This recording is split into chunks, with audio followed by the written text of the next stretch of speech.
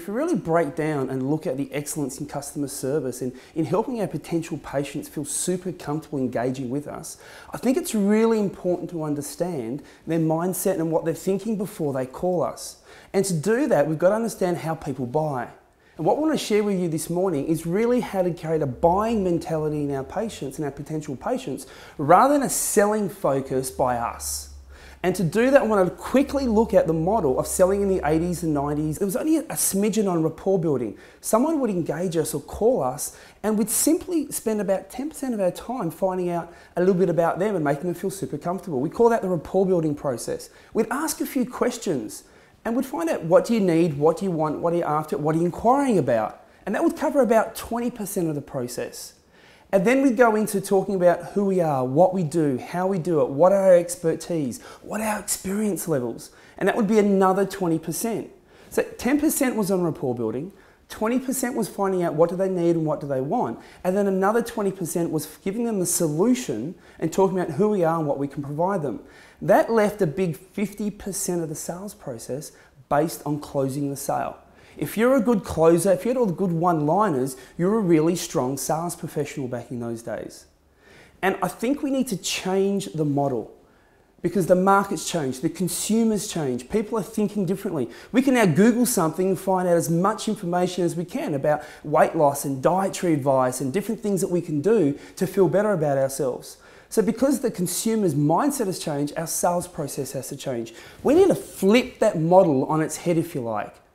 And instead of having 50% on closing, if we can make 50% on the rapport building, building that trust, getting their emotion levels up, making them like us and trust us so they feel compelled to want to meet us and talk with us as opposed to our competitors. And that motivates action.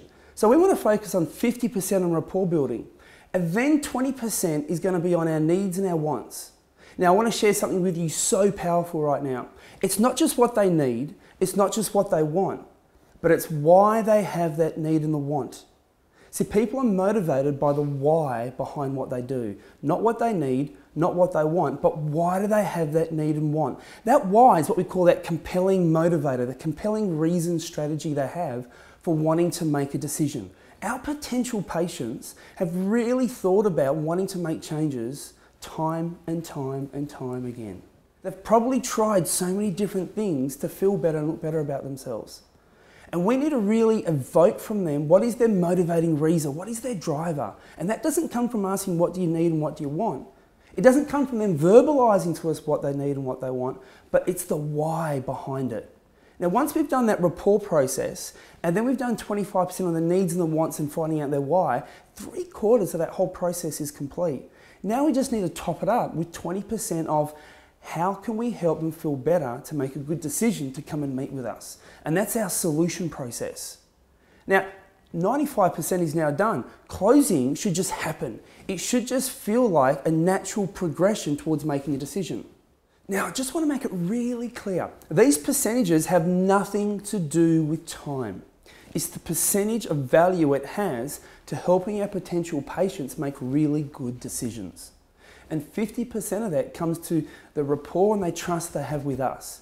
How they feel connected with you makes a huge difference to them feeling connected to someone else and doing another process instead of coming and engaging and wanting to meet with us.